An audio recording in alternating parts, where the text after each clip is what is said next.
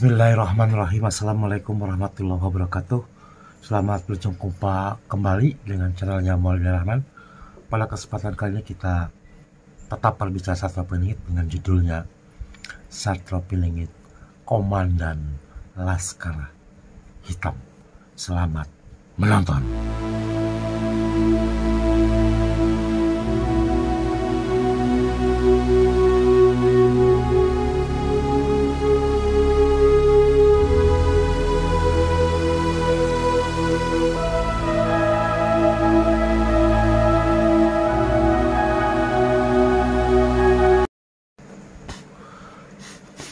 Bismillahirrahmanirrahim. Assalamualaikum warahmatullahi wabarakatuh.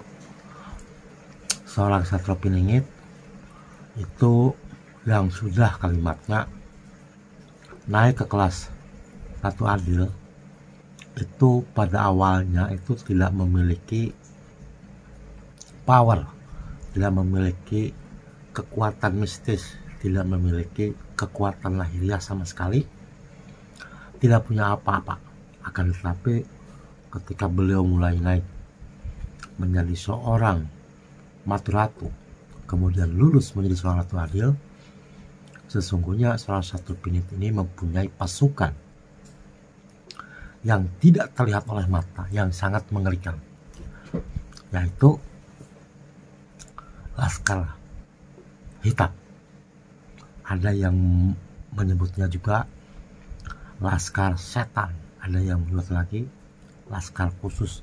Artinya kalau dia seorang Satwa Piningit yang lulus menjadi seorang ratu adil dari kerajaan manapun, dari keturunan manapun, pasti memiliki pasukan khusus yang terlihat oleh mata dan yang tidak terlihat oleh mata. Pada zaman dulu pun pernah terjadi ketika selesainya perang Bubat pada tahun 1432,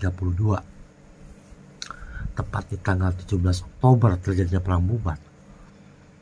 Kemudian pada bulan Januari 1433 penyerbuan pasukan Gajah Mada yang dibawa dari NTB pada saat itu menyerbu kerajaan Sunda Galuh. Yang pertama yang dibakar dan diluluhlantahkan adalah kerajaan Sunda Galuh Pananjung. Setelah luluhlantah kerajaan Sunda Galuh Pananjung, kemudian dia meluluhlantahkan kerajaan Sunda Galuh Pataruman di Kota Banjar. Jadi ada dua kerajaan sesungguhnya yang betul-betul di bumi hanguskan oleh pasukan dari Gajah Mada. Bedakan antara pasukan Gajah Mada dengan prajurit Majapahit. Di YouTube sebelumnya juga sudah saya jelaskan, itu merupakan sejarah yang sesungguhnya, yang merupakan warisan leluhur saya dari almarhum kakek saya. Kakek saya dari bapaknya, dari uyutnya, dan dari raja-raja Sunda Galuh. Saya adalah pewaris terakhir pemegang tah kerajaan Sunda Galuh, kalau saudaraku pengen tahu. Seorang Satwa Piningit itu tidak banyak cakap, tidak banyak bicara, tidak terlihat oleh siapapun. Ketika dia berhadapan dengan orang sakti, seorang Satwa Piningit akan bersembunyi, seolah-olah orang bodoh, orang tidak tahu apa-apa. Ketika bertemu dengan seorang ulama, kiai, dengan ustadz, seorang Satwa Piningit akan tertunduk, akan mendengarkan dari awal sampai akhir, seolah-olah dia orang bodoh, orang yang tidak tahu. Itulah Satwa Piningit. Ketika dia berhadapan dengan ilmuwan, sama, seolah-olah dia tidak tahu, selalu mencatat, menulis, mengingatnya ucapannya. Akan tetapi sesungguhnya Satwa Piningit itu sangat tahu. Ketika itu beliau dinobatkan dari maturatu tingkatan keempat, maturatu, kemudian lulus menjadi seorang ratu adil. Selain beliau memiliki mahkota di atas kepalanya yang terlihat oleh sekelasnya dukun, paranormal, orang yang bisa berbicara dengan bahasa batin, itu akan terlihat di kepala siapa. mahkota itu berada. Orang banyak aku satu pelingit, ya memang banyak satu pelingit, boleh-boleh aja. Tak terhitung ratusan kalau di Jawa Timur. Jawa Tengah sama, puluhan, 100 kurang. Jawa Barat lebih banyak lagi. Boleh-boleh saja. Aku Ratu Adil juga nggak ada larangan. Tapi akan tetapi ketika mengaku Imam Mahdi kan bertentangan dengan hukum nanti. Katanya suruh apa? Mau dibaiat katanya ke Mekah. Ya, dia ngaku ditangkap kan repot. Jika aku di luar negeri maka ditangkap. Anda kan ngaku Imam Mahdi nggak ditangkap sama negaranya gitu. Itulah di kita. Artinya apa? Artinya seorang sartopelit itu seperti bunglon lah kalau saya sampaikan. Dia tidak pernah merasa lebih pintar daripada yang lainnya. Tidak pernah mengajari apapun kepada siapapun kecuali kepada anaknya di usia masih muda. Itulah sartopelit. Ketika beliau dinobatkan menjadi seorang Ratu Adil di alam biometafisika, seluruh korin raja-raja di Nusantara, bangsa jin, bangsa din, bangsa tin, semuanya itu memberikan hadiah kepada beliau, yaitu mahkota yang terbuat dari emas dan di atasnya ada berlian red diamond kalau tidak salah, yang harganya 1 karat itu 548 miliar itu 1 karat itu di kepalanya beliau itu. Mau tak colong tapi nggak bisa saya. Mau saya curi nggak bisa. Nah saudaraku,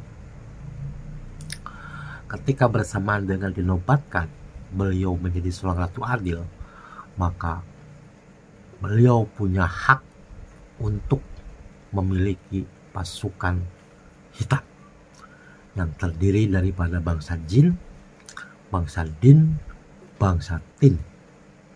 3 bangsa. Bisa bayangkan dia sebagai komandan jin, komandan din, komandan tin. Sehingga dengan mudah yang namanya sartopelit meluluhlantahkan sebuah negara dengan mengerahkan 3 pasukan Laskar Hitam. Itulah salah satu film. Nah, ketika waktu itu di zaman kerajaan Sunda Galuh yang memiliki Laskar Hitam, salah satunya adalah Pangeran Kujang Cakrabirawa Sancamanik Purbawisesa.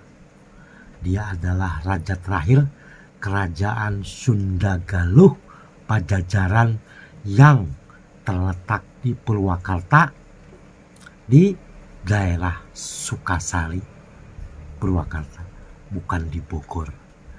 Bogor yang bikin nyonya Belanda. Makamnya ada di kebun kakek saya bersama dengan Apatih Purwa. Itu merupakan patih yang terakhir kerajaan Sunda Galuh Pajajaran. Kalau Apatih Sunda Galuh itu adalah Senawangi, makamnya ada di luhur. Sejarah itu gak main-main, dari A sampai Z. Sejarah Nusantara saya pegang dari A sampai Z. Biarnya Belanda panas Belanda kan, tinggal nanti biarlah yang tugasnya Ratu Adil kan sartopelit untuk melantahkan orang yang pernah menjajah negara Indonesia. Biar aja mereka, nggak kelihatan mata kok. Mau ngobrol-ngobrol ekonomi mereka kan, sampai jual harga diri kan. Untuk ditukar dengan apa? Dengan makanan.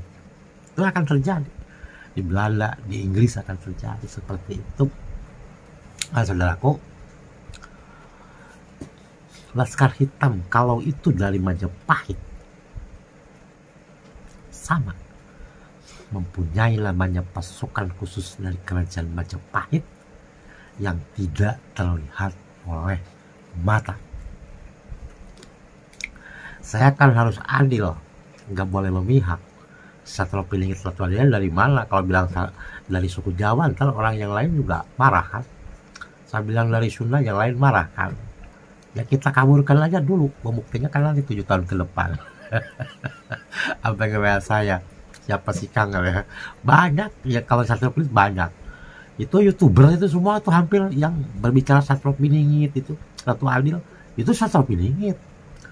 Cuma Satrio Piningitnya nggak lulus ke tingkat Pandit Ratu atau Matu Ratu, apalagi Ratu Adil, sulit. Semua itu youtuber apalagi yang bermain di apa Satrio Piningit, Ratu Adil, Imam Mahli, itu semua itu Satrio Piningit yang gegabah itu. Ada yang kebal senjata, ada yang enggak lah itu. tergantung sama ilmunya kan, sama pas apes apa enggak kan. Asal jangan coba-coba, itu asal Piningit. Dia memiliki hak untuk memerintahkan jin, memerintahkan tin, memerintahkan din, tergantung kehendaknya seorang Satrio Piningit Ratu Adil mau dibawa kemana. Itu baru pasukan yang tidak terlihat oleh mata. Yang terlihat oleh matanya nantilah di YouTube yang akan datang. Sekarang kalian tidaklah. Kenapa bisa seperti itu? Karena seorang Satrio Piningit itu tunduk dan patuh terhadap leluhurnya, tunduk dan patuh terhadap agamanya, tunduk dan patuh terhadap pemerintahannya. Gak ada yang namanya Ratu Adil itu ngomongin pemerintahan, demonstrasi, gak ada. Ratu Adil itu gak ada. Di seluruh Nusantara gak ada. Baik orang Sunda, orang Batak, orang Jawa, orang Bone, orang Ambon, orang Kalimantan.